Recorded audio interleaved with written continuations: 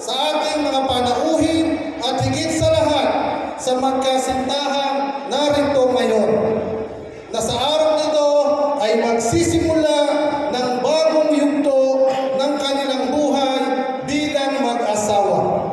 Malugod ko kayong binabati at tinatanggap sa makabuluhang pagdiriwang ng Kasalang Bayan 2026. Naniniwala ako na ang Diyos ang siyang nagtakda ng kasalang ito.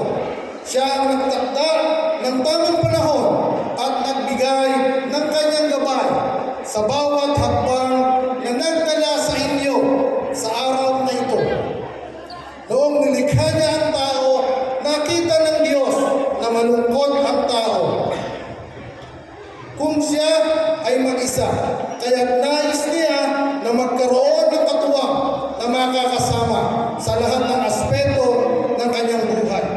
Pinag-ukulan niya ng pansin ang paghahanap ng katugma o perfect fit para sa tao.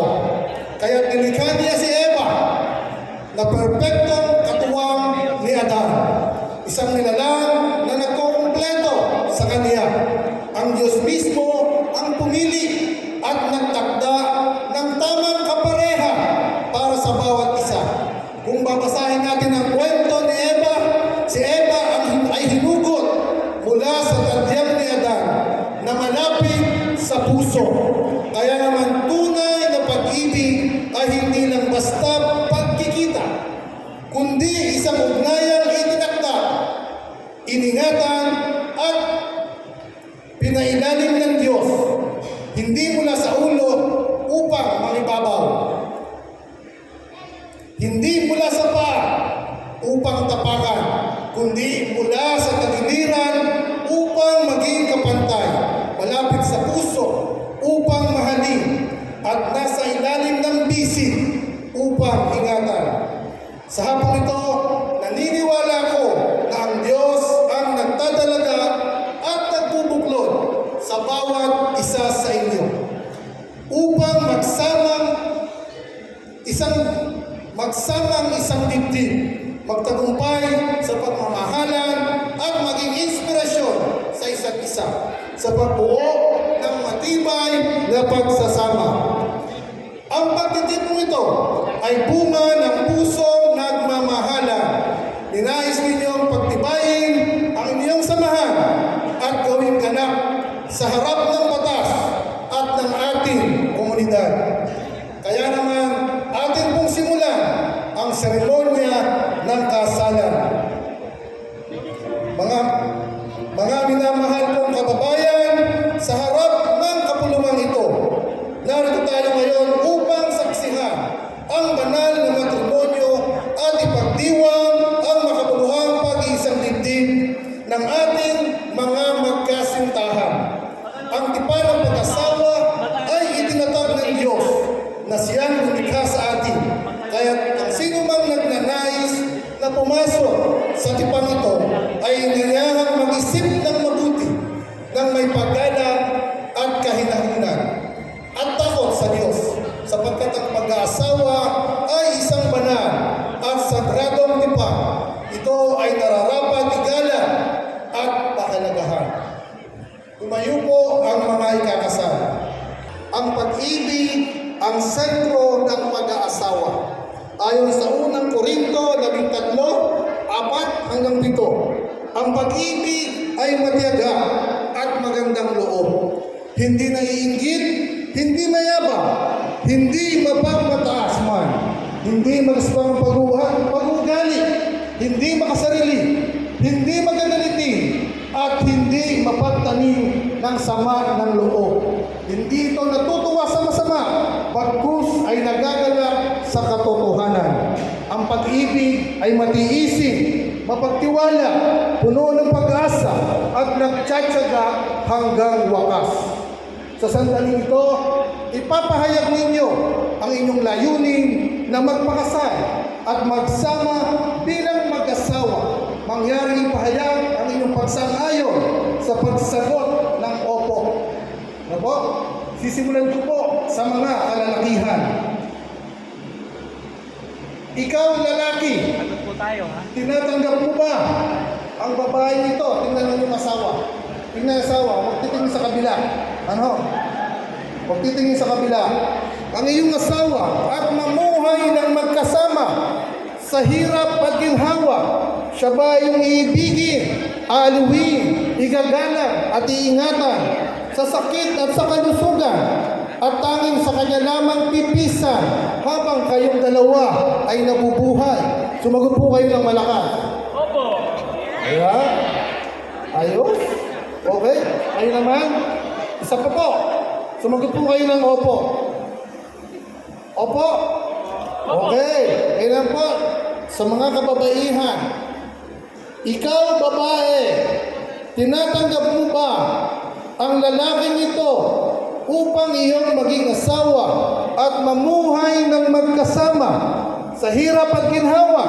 Siya ba yung iibigin, aaliwin, igagalang at iingatan sa sakit at kalusugan at tanging sa kanya lamang pipisan habang kayong dalawa ay nabubuhay? Lakasan ang mga kababaihan kung ayaw niyo yata. Napilit lang ba kayo? Sumagot ng malakas na opo. Okay, sige po, thank you. Sige po, umarap po kayo ngayon dito. Ayan. Ang kasal ay isang banal na tipan na pinagtibay ng pangako ng katapatan habang kayo ay nabubuhay. Ayon sa Hebreo 13:4, dapat ituring na marangal ng lahat ang pag-asawa at maging tapat ang mag-asawa sa isa't isa. Ito ay paalala na ang tunay na pag-ibig ay pinatutunayan hindi lamang sa salita, kundi sa araw-araw na katapatan. Ano po? At paggalang at pag-iingat sa isa't isa. Kung gayon po, pakinggan natin ang kanilang tipan at pangako sa isa't isa. Mangyari pong humarap uli, magharap uli ang mag-asawa, ano po? At mauna ang lalaki. Gagamit na po ako ng mic. Pag ako po'y nagkakasal sa munisipyo, sila po yung gumagamit ng mic. Kaya lang po, masyado pong madami po tayo. Ano po? At yung mga kalalakihan, sumunod po kayo sa akin. Ano po? Ito po yung pangako nyo sa inyong asawa. Ano po? Mga kalalakihan, lakasan nyo po ang boses. Ano po? Kailangan marinig ng katabi. Ano po? Marinig ng asawa, ng mga saksi.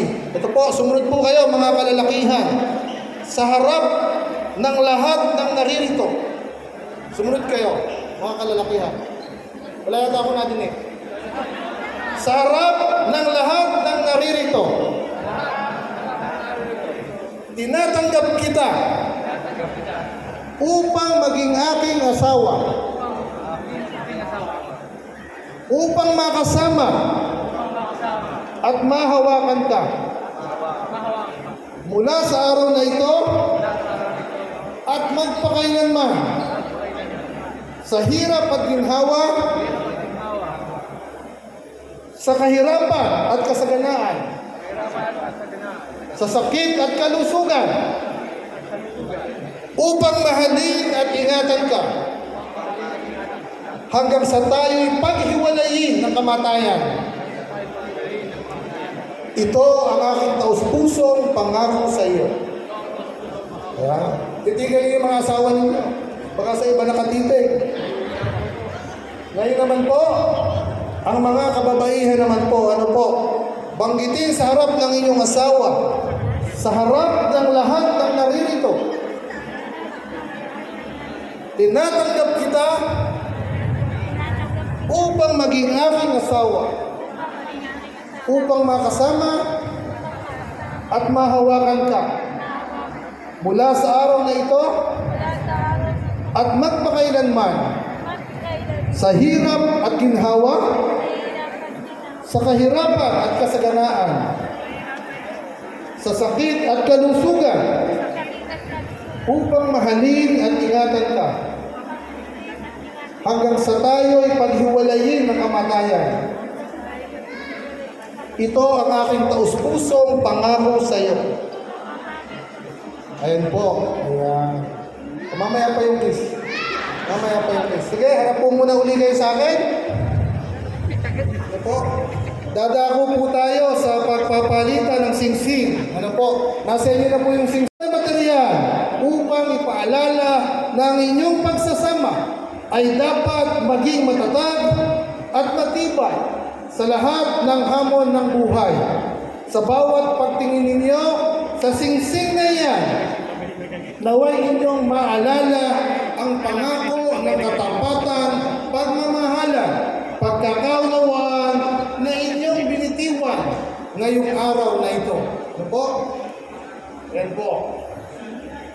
Mangyaring hawakan na po ng lalaki ang singsing na isusuot para po sa babae. Ano po? Ibaba niyo po sa upuan yung singsing muna ng inyong mapapangasawa. Ano po? Ayan. Baba niyo po muna yung singsing na para sa kanya. Ano po? At humarap po kayo sa inyong mapapangasawa. Ano po? Titigan niyo mabuti ang inyong mapapangasawa. Ayan. Titigan niyo maigi. At mga kalakihan, sumunod uli kayo sa aking sasabihin. Ano ho? Ayan. Okay? Sunod kayo mga kalalakihan bago isuot ang singsing. Ayan. Ibinibigay ko sa iyo ang singsing na ito bilang tanda ng aking dalisay na pag-ibig sa iyo. Nagpapakasal ako sa iyo at nangangako walang ibang iibigin kundi ikaw habang ako ay nabubuhay. Kaya, maaari na pong isuot ang singsing sa inyong mga asawa. Hindi po ba nagkasya? Pagkatulabaw ko lang konti ang inyong mga pangasawa. Ano po? Kaya, kayo naman po, para sa mga kababaihan. Ay, sorry, sir. Ng aking dalisay na pag-ibig sa iyo. Nagpapakasal ako sa iyo at nangangako walang ibang iibigin kundi ikaw habang ako ay nabubuhay. Kaya, maaari na po isuot ang siksik sa inyong mapapangasawa.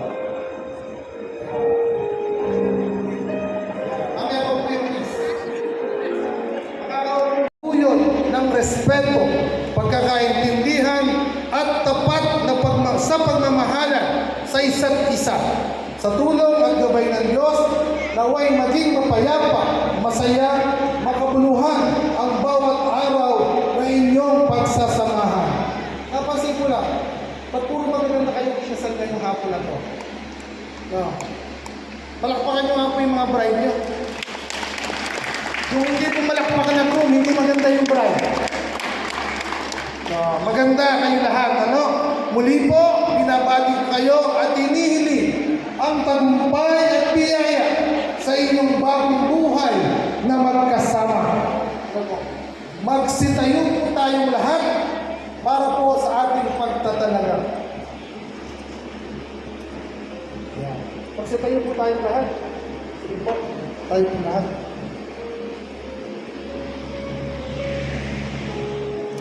Ako si Mayor Adrian Andy Andrews J. Santiago, punong bayan ng Balagtas, sa bisa ng kapangyarihan ipinagkaloob sa akin ng batas ng Republika ng Pilipinas. Ipinapahayag ko na ang lahat ng magkasintahang narito ngayon ay ganap ng mag-asawa. Ang pinag-isa ng Diyos ay huwag paghiwalayin ninuman. Mga kababayan at mga kaibigan, buong karangalan kong ipinakikilala sa inyong lahat ang ating mga bagong kasal. Maaari nyo na pong halikhan ang inyong mga bride. Sabi ko nga po, yung iba pang 300 halik nyo na dyan. Dahil 10 taon na po kayo nagsasama. Pero